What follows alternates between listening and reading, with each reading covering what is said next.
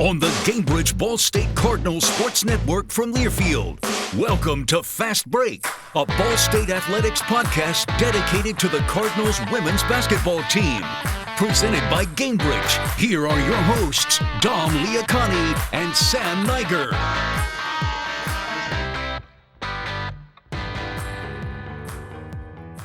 Hey Cardinal fans and Ball State women's basketball fans alike, welcome inside episode number 3 of Fast Break, a Ball State women's basketball podcast. I am Dominic Liacani, and this week I'm back with my main man, Sam Niger. Sam, little illness last time. How are you feeling?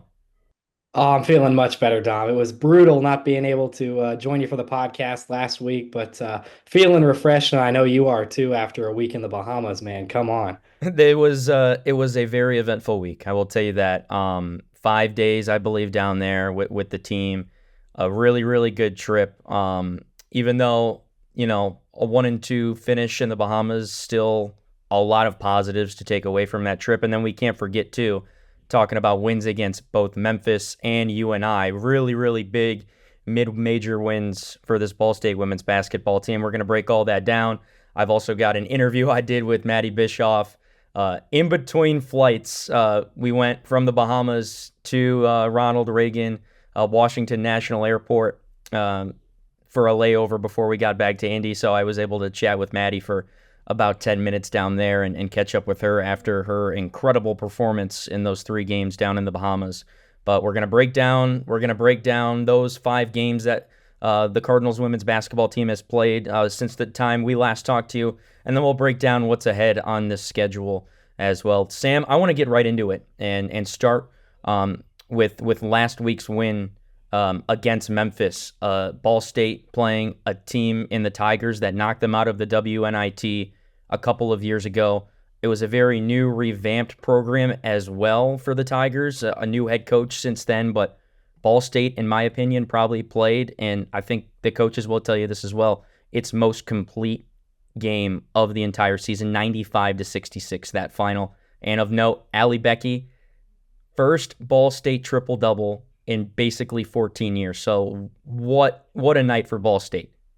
Yeah, that was an incredible night, Dom. At the heart of my sickness, unfortunately, I would have loved to have caught that game in person, but a lot of positive takeaways from that Memphis game. It feels like forever ago. I think Allie Becky was certainly the story of that game. She had the first triple-double against a Division I team of the year in men's or women's basketball at the NCAA level. So that was huge. And anytime you can score 90-plus points on any team at the Division I level, you're probably gonna walk away with a win. 95-66. They did it in really convincing fashion. It was unfortunate for Memphis that Alasia Smith got hurt so early in that game. She was one of those impact players that we had kind of put a little asterisk next to that Ball State was going to have to shut down. But with her going down with injury, with no points to her name in the first quarter, that was definitely unfortunate for the Tigers. So maybe Ball State didn't see Memphis at full strength. But you have to remember, although Maddie Bischoff is back now, she was not back for that Memphis game. So the Cards weren't at full strength either. I think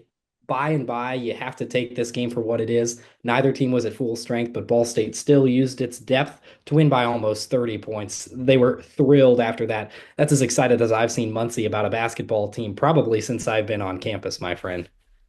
5 different Cardinals in double figures, and Brady told me after the game, if you use his Kentucky math, it would have been 6 because Alex Richard had 9 of her own as well during that contest. It was a heck of a way to start off a new week in the midweek for the Cardinals. And then after that ball game, Ball State headed up to Cedar Falls in Iowa to take on one of the other best mid-major programs at the women's level in the Northern Iowa Panthers. Sam, you got to travel with the team for that game, and what a gritty, gutsy victory, up big at half. And then the Panthers just started chipping away. Maya McDermott, the preseason MVC player of the year, 27 points, made 6 different three-pointers. Cardinals able to stop the bleeding, though, and win a really, really gutsy game, 76-70. It's like you said, Dom. They're another one of the top mid-major programs in the country. That's good. What we're going to see from these non-conference opponents all season. We've seen it up to this point, and we're going to continue to see it moving forward. Every team that Ball State plays has the potential to make March Madness. That's just the nature of this Ball State schedule. The UNI game was it was no different. And you said it. Maya McDermott, she is a standout player for this Northern Iowa team. 27 points for us. She turned or against us, I should say. She turned around in the next game, hosting number 8th ranked Iowa State, and dropped 40 points in a huge win at home at the McLeod Center. So this Northern Iowa team was nothing to scoff at. Yes, Ball State won by a little bit bigger last year, but as Brady Sally told me in the post game, that when you're on the road like that, that's got to account for about 5 points for the other team. Home court advantage counts for about 5 points, in his opinion, in college basketball. So when you factor that into play, Ball State could have won this game by double digits on the floor of Worthen Arena. Again, big performances from Lachelle Austin and Alex Richard.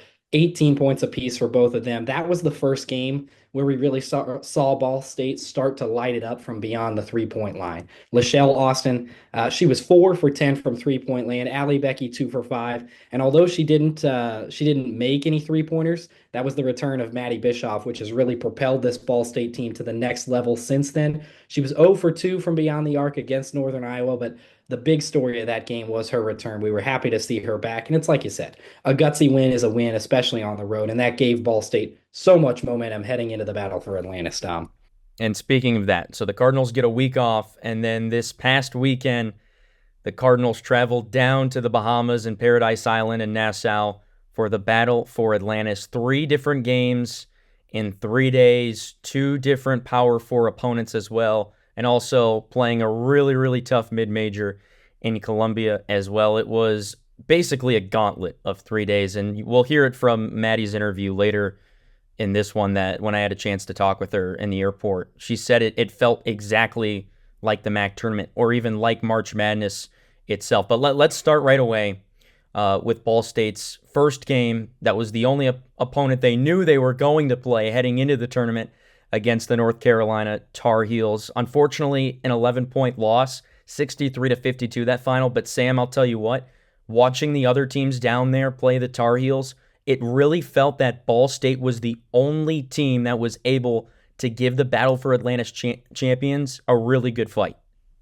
Absolutely. Smallest margin of victory for North Carolina came in their first game against Ball State. I mean, what is there to be unhappy about there? The Cards looked pretty solid in that game.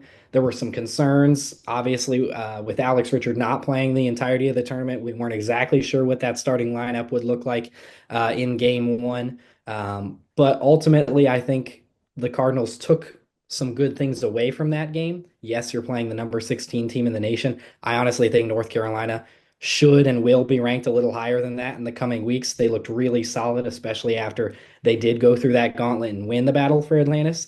But really, there's nothing to hang your head about there for Ball State. Although Maddie Bischoff came off the bench, she was 7 for 20 from the floor, 5 for 12 from three-point land. She played 31 minutes and had 19 points. She was the game's leading scorer off the bench. That was her breakout game of this season, and she's going to continue to be a theme for us as we break down the rest of the schedule. She had an unbelievable weekend, but really the Cards have nothing to hang their head about in the loss against the Tar Heels. At least from my perspective. I know you were there in person, Dom, but what did you have any other takeaways besides that?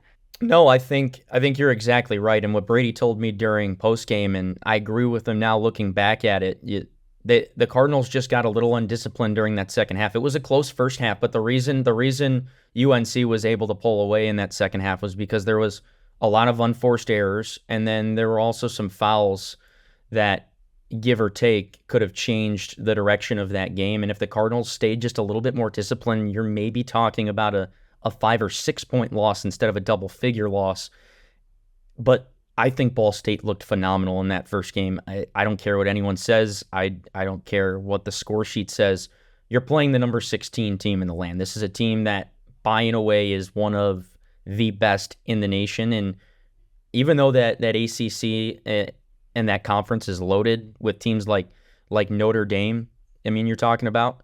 Yeah. I still think that this was a Ball State team that came out ready to fire and ready to make some noise, and that's what this tournament was about, was for Ball State to go down there and make some noise. And I think when you look at it, like you said, Sam, the smallest margin of victory for UNC throughout the entire tournament, that's already a statement to start. But You look at the next game, game number 2, the Cardinals head into the losers bracket, taking on a Texas A&M squad that was, even though picked to finish towards the bottom of the preseason SEC poll, it's still a Power 4 team, and Brady Sally able to pick up his 8th different Power 4 victory during his Ball State career. 75-62 that final.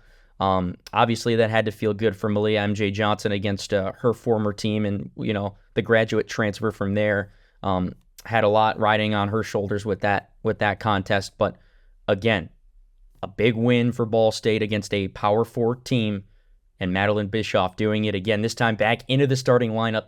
17 points on 5 for 8 from deep. Every time she touched the ball in that basketball game, Sam, and when she was able to size up a shot, there were times where A&M gave her way too much time, way too much room to fire from deep, and she did not miss. Yeah, I think what you said about Texas A&M ranking in the bottom half of the SEC preseason poll, yes, that matters, no doubt, to the SEC opponents they're going to face. But to a MAC school like Ball State, to a Power 4 school, not only to get that win, but to do it with authority is a huge statement. It shows that this Ball State team could really battle with some of the best teams in the nation. They already proved that against North Carolina, but they proved that they were able to close. You noted the second half struggles, the second half inconsistencies we saw against North Carolina. That was not a factor at all. The Cardinals put their foot down in the second half. And although MJ did not get the start, I was really pulling for her off the bench. She had her most efficient game against her former team. 3 for 4 from the field. She had 7 points, 1 block, 2 steals. Yeah, she has not necessarily been a go-to scorer like we maybe thought she would be out of the transfer portal, but to have that performance against her former team was huge for her, especially after starting against North Carolina and then coming off the bench in the second game against A&M. I was really impressed with how she played in that game. And obviously, let's give the credit to Maddie Bischoff and Lachelle Austin. The 3-point shooting tandem, although Austin didn't have a great game from 3-point land, just her ability to score the basketball, 17 points against A&M. I think that 1-2 punch could be what we see from Ball State really the rest of the season. I know we know Allie Becky all the time as a big scorer, but she's able to play a true point guard this year with players like Lachelle Austin and Maddie Bischoff playing a more explosive offensive role. I know Brady likes to play positionless basketball, but I think just the scoring tandem between these two allows Allie Becky to open the floor in front of her, play that true point guard position, dish the basketball out better. And I think it showed against A&M, and it's proving that this new formula is definitely working. So you mentioned Bischoff with 17 points, Austin with 17 points, Becky had 12 of her own, Elise Stuck 12 of her own, but you mentioned it. Becky able to play a true point guard position this year, 9 assists. That should tell the story in of itself there. And then finally, you'll look at the final game of the Battle for Atlantis, the third game for Ball State in 3 days during that tournament, and a tough loss to Columbia, who give Columbia a lot of credit. Last year, its first ever appearance in the NCAA tournament, a team that went 23-7, just missed out on an Ivy League championship, but got an at-large bid into the first 4, lost against Vandy, but just a tough one for Ball State, 69-62. Brady told me during the post game, there wasn't exactly a huge root cause to why the Cardinals just couldn't pull through in the second half, but he was awfully proud of the motor that his team had. And you look at it, Columbia just couldn't really miss a shot, especially in the third quarter. 25 points to Ball State's 14. When a team does that to you, especially late in the ball game, and you're already getting to the point of being gassed as it is, playing your third game in 3 days, that it hurts. And it hurt the Cardinals here, but still, you got 5 different players in double figures. Lachelle Austin again with a big night. Maddie Bischoff again starting 3 for 7 from deep. Again, I get that this is a tough loss in the mid-major polls. Ball State was number 1 according to College Insider. Columbia number 5. Those rankings have still since shifted, and we'll talk about that a little bit later on, but the Cardinals still receiving more first-place votes than Columbia, and at the end of the day, I think this was anyone's basketball game. It was really a flip of the coin. I know a lot of quote-unquote experts had Columbia picked as the favorite in this basketball game, but this really was going to be a dogfight until the end, and it was. And at the end of the day, even though the Cardinals couldn't pull it out, there is still a ton of positives, not only in this game to take, but just in the entirety of the tournament.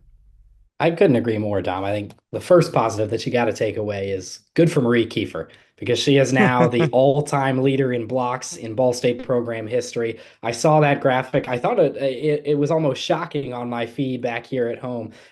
Page not found, page blocked. Great job by the social team with Ball State women's basketball, giving Marie that credit.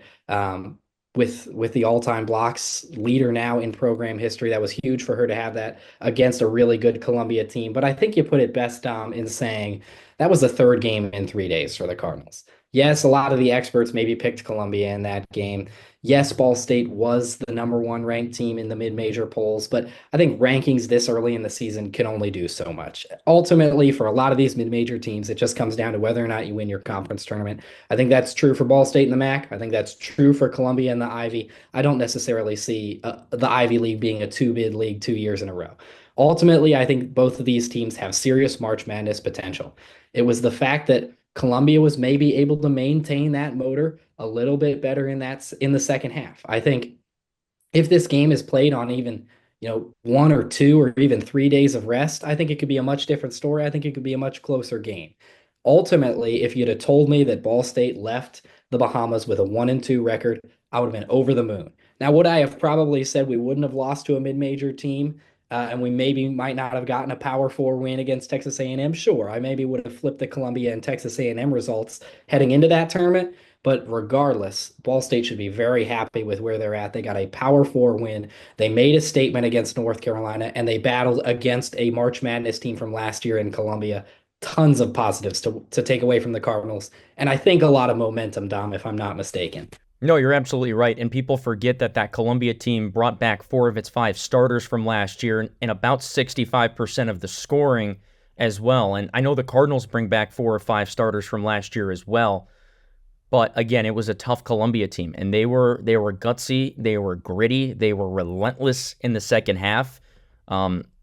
Props to Megan Griffith, the head coach there, and her staff for making the proper adjustments at halftime. And I don't, and just like Brady said, I don't know what exactly changed, but at the end of the day, you need to look back at this tournament and you need to say, first of all, you're the first ever MAC team on the men's or the women's side to ever be invited to the Battle for Atlantis. That's an incredibly massive statement and confidence boost for one, but to end up with a win against a Power 4 opponent in Texas A&M, I think that speaks volumes about where the Cardinals are going. And plus, you're down in paradise. What else is better than that? The Battle for Atlantis, one of, if not the premier holiday college basketball tournament there is in the country. Yeah, and I know you enjoyed it, Dom. Feast week. You took care of business down there. I'm glad to hear you had some fun. I tell you what, man, those water slides, dude, it was kind of electric. I'm not even to sound like I'm fanboying about Atlantis right now, but I did find a little bit of time to enjoy myself, and the players did too, and the coaching staff did too. I mean, obviously it's a business trip first, but when you're down in Atlantis and you're able to spend just a little bit of time down with that nice weather. I know it was snowing in Muncie literally the morning. We left at 5 a.m. on Thursday. It was downpouring, or down snowing if you want to call it. It was gushing snow from the sky.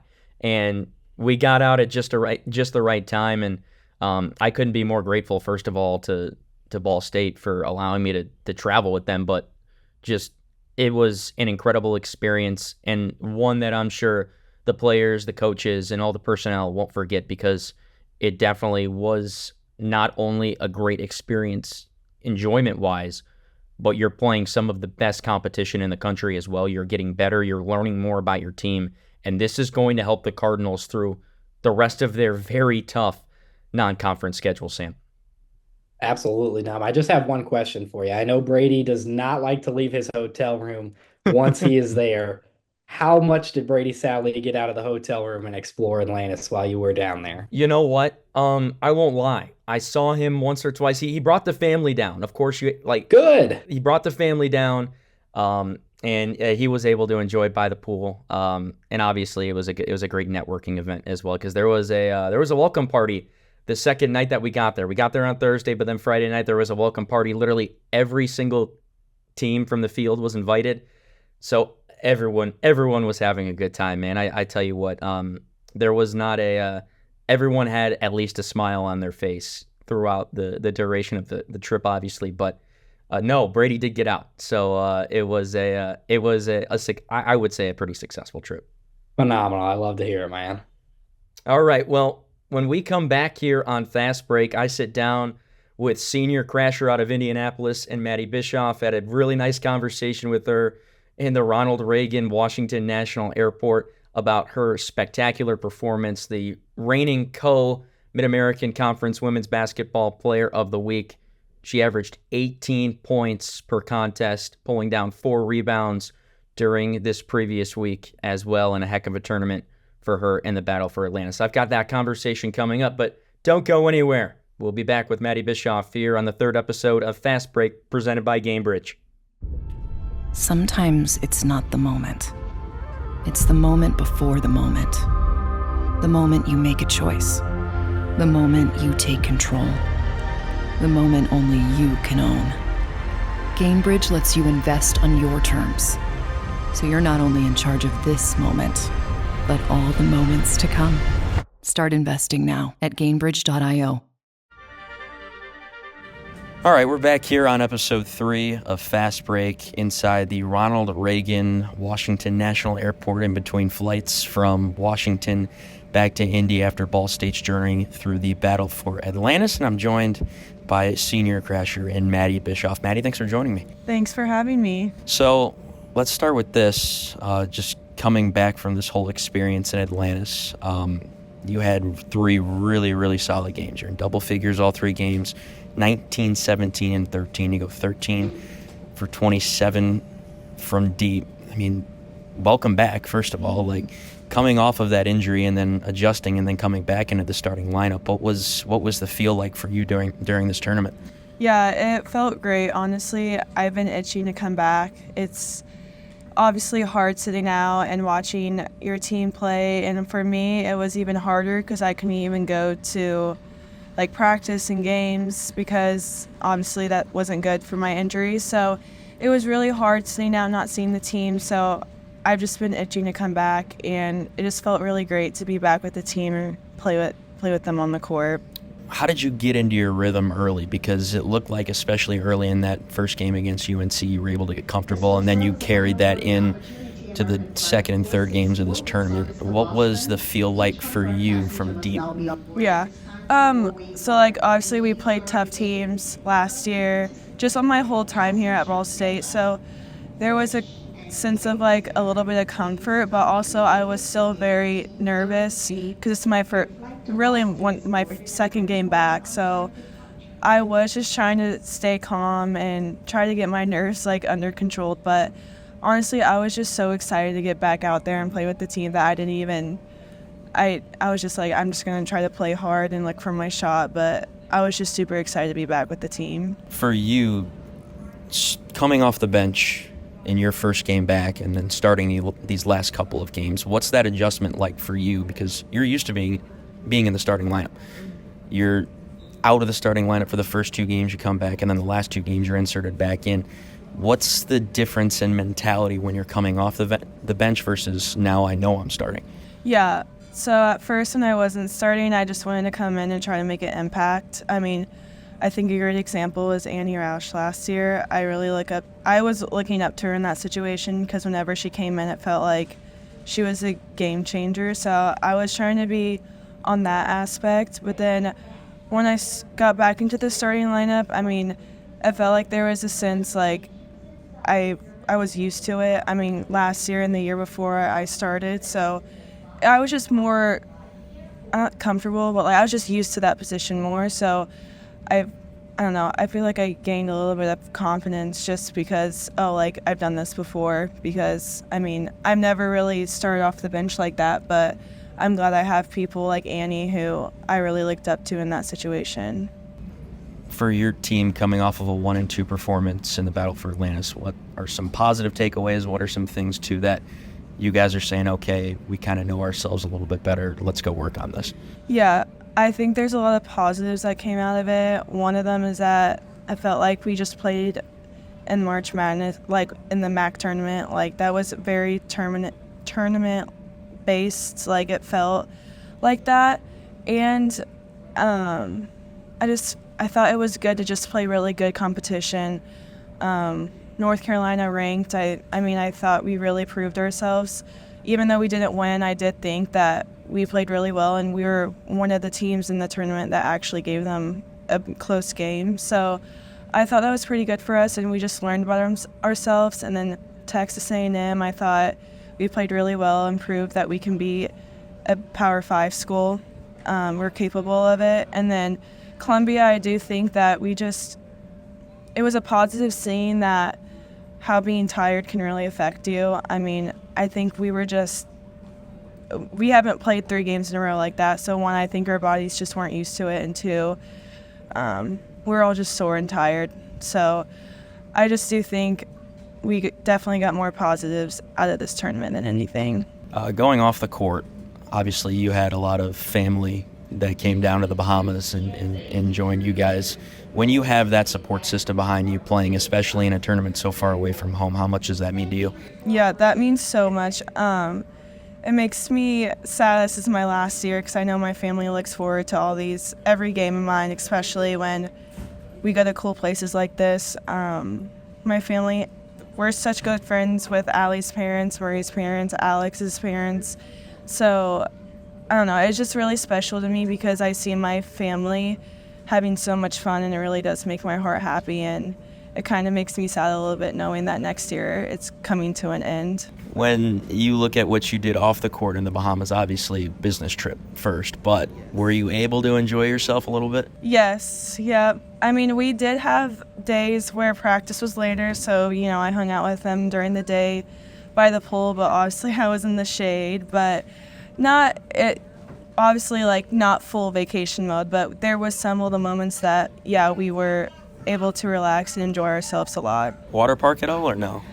No. No, I Not didn't. a slide person? No, well, I been on one of them before, and it kind of hurts my back a little bit. So I was like, I'm not even going to try to hurt my back on one of these.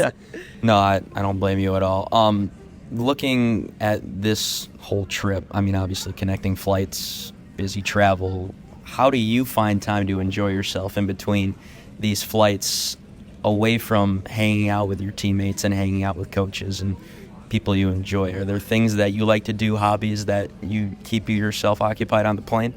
Not really, no. I try to sleep. I don't know. I really just go through my phone, look through my photos, and because I have no connection. So I don't really do much. Sometimes when I don't have school, I read a book. I get into books in the summer, but during school time, I just don't really have time for it. You got a favorite author? I don't.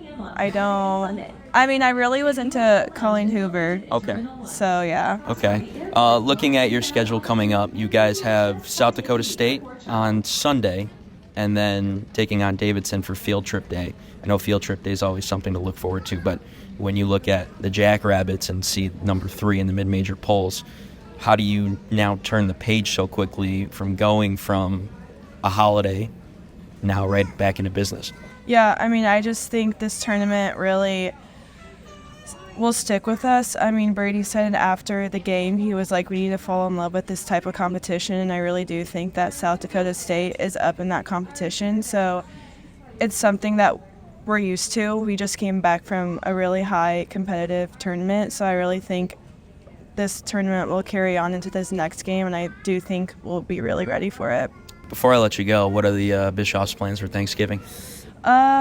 Nothing much, just my family's coming over, and Yeah, just enjoying quality family time. There you go. Well, Maddie, enjoy it. We appreciate you on the pod, and go kick some butt on Sunday. Thank you. This has been Maddie Bischoff here on episode 3 of Fast Break. When we come back, Sam and I will wrap up the show. Don't go anywhere. This is Fast Break presented by GameBridge. Sometimes it's not the moment. It's the moment before the moment. The moment you make a choice. The moment you take control. The moment only you can own. GameBridge lets you invest on your terms. So you're not only in charge of this moment, but all the moments to come. Start investing now at GameBridge.io. Welcome back to the 3rd episode of Fast Break, presented by GameBridge. Dominic Leacani with Sam Niger here, and we'll close out our episode by talking about the rest of the non-conference schedule here for the Cardinals. But first and foremost, huge thank you to Maddie Bischoff for taking those 10 minutes and finding an empty spot in the airport and doing the interview with me. That was kind of an on-the-fly thing, Sam, I'm not going to lie, but Maddie was more than willing, so thank you to Maddie for sitting down and chatting a little bit about her fantastic weekend in the Bahamas. But Sam, as we look at the rest of this non-conference schedule for Ball State, and Maddie mentioned it during the interview, you start with South Dakota State, a team that just knocked off number 21 Creighton. It is not going to be an easy matchup coming back on December 1st after Thanksgiving, and the Cardinals are going to get a huge test against the Jackrabbits. I know that Columbia game was touted as one of the best mid-major matchups that Ball State was going to face all year. Dom, no, we didn't know they were going to play Columbia until the time actually came. But I think this South Dakota State team might be even a little bit better than Columbia. They've already got 2 ranked wins this year against Creighton, and then they're also coming off their most recent win from the Hawaii North Shore Showcase against Oregon, the number 21 team in the country. That was a big win as well. So 2 ranked wins for this South Dakota State team, and they've only lost by 4 points against the 16th team in the country in Duke. They lost that game 71-75. This is a Jackrabbits team that has as loaded of a non-conference schedule as anybody, perhaps even more loaded than Ball State. Not only did they have those games against Creighton, Duke, and Oregon that we talked about, they also had non-ranked Power 4 opponents in Wisconsin and Georgia Tech. They did lose big to Georgia Tech, but they did get the win against Wisconsin, which kind of evens it out. I think this is a battle-tested South Dakota State team. They like to play fast. They're explosive. They're tenacious on defense. This is going to be a real test for Ball State. And I think Brady's counting his lucky stars just a little bit that the Cards are playing this game at home. We already mentioned it. That accounts for about 5 points. Those 5 points could be the difference on the floor of Worthen Arena. We are going to have an absolutely star-studded mid-major matchup between Ball State and South Dakota State later this week. Of course, South Dakota State was picked atop of the Summit League preseason poll as well. So we're going to get a heck of a matchup between the Jackrabbits and the Cardinals coming right back from break as well. So fans, students, if you're back in town on that Sunday, you got nothing to do, go and watch some premier mid-major women's basketball because you are going to get one heck of a matchup between those two teams. But then you look at what's up next for the Cardinals, and you look at December 5th, that Thursday. Obviously, a game that the Cardinals circle all year. It's field trip day, so we're going to have about almost 4,000 screaming kids inside of Worthen Arena to help cheer the Cardinals on against Davidson College, a team that was picked to finish 4th in the A10 preseason poll. What jumps off the page about them, Sam? This is a Davidson team that is similarly battle tested. They have not played their Feast Week tournament yet. They've got the Fort Myers tip-off, which is actually going to start on Black Friday. So they're going to face Virginia Tech, and then they're going to play either Belmont or Michigan in their second game. But again, I mean, this is a team that started the year with a big victory against another great mid-major program in Florida Gulf Coast. They beat them by just 1 point. But there's been some inconsistency from this Davidson team. Losses to High Point, big loss to the University of Cincinnati, and then just a 5-point loss to Wake Forest. So I think there's still some questions about this Davidson team, but make no mistake about it. This is another great test at the mid-major level. Another reason that you should be coming up to Worthen Arena over the next week or so, even if you might have a little permanent hearing loss after hearing kids scream for a couple of hours. I remember calling the field trip day game my freshman year, and goodness gracious, Dom, it was loud in there. I know some fans might be wanting to bring some earplugs, if anything. That's always an exciting one. That game starts at 11 a.m. on Thursday, December 5th. And then you look at the final two games coming up before we talk to you again here on Fast Break.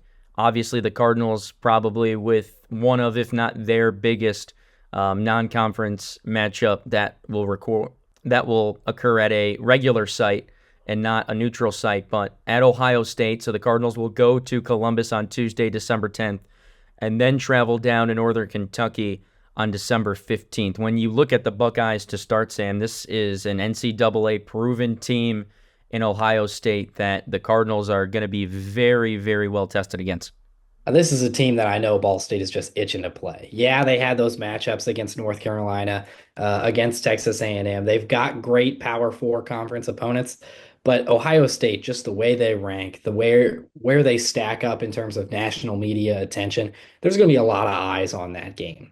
This is an Ohio State team that is going to send some players to the next level to play at the WNBA. There is always just a certain aura around an Ohio State team, regardless of sport.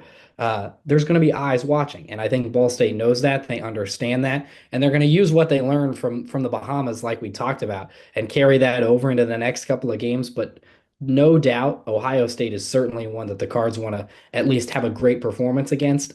It's up in the air whether or not the Cards are going to be able to battle for 4 quarters against such a great Ohio State team and come away with a win. But no doubt, you have to imagine that Ball State is going to want to put together a full performance of 40 minutes to battle against a really good Buckeye squad.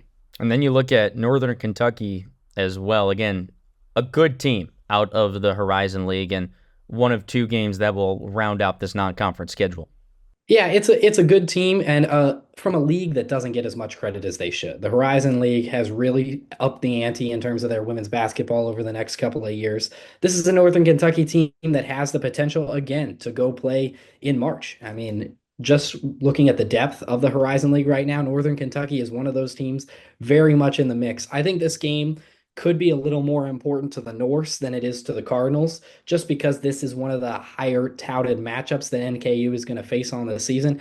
So Ball State is certainly going to want to come out of that game hot. They're going to want to have a hot start, leave no room for doubt. I hate the term trap game because good teams shouldn't fall in trap games, but definitely Ball State wants to make sure they're on their A game when they're getting ready to face Northern Kentucky. All right, Sam, as we wrap up our pod, any final thoughts? Again, I know we already talked about it was a really, really strong 2 weeks of competition for the Cardinals, but right now at this point in the season, what is, in your opinion, the state of Ball State women's basketball? I think it's as strong as it's ever been, Dom. We had a record-breaking year last year, and although there were 2 losses in the battle for Atlantis, that's nothing to hang Ball State's hat on, or that's nothing to hang your head on, rather. I think this is a Ball State team that is well within reach of maybe even another record-breaking year. We know the goal this season is conference championship and NCAA tournament appearance, and after the games we've seen so far, there's no reason to think that that's not out of the question at this point. Sam, good to hear you healthy and better than ever again, my friend. We will talk to you again in 2 weeks. Yeah, I'm happy to be back, and I cannot wait to keep this thing rolling. What a fun season we've got ahead of us. Well said, my friend. That'll do it here for episode number 3 of Fast Break presented by GameBridge. Thanks again for tuning in all episode long. We'll see you in a couple of weeks. With Sam Niger, I've been Dominic Liacani. Thanks for tuning in. We'll catch you later. Thanks for listening to Fast Break, presented by GameBridge. The preceding has been a presentation of Ball State Athletics in Learfield.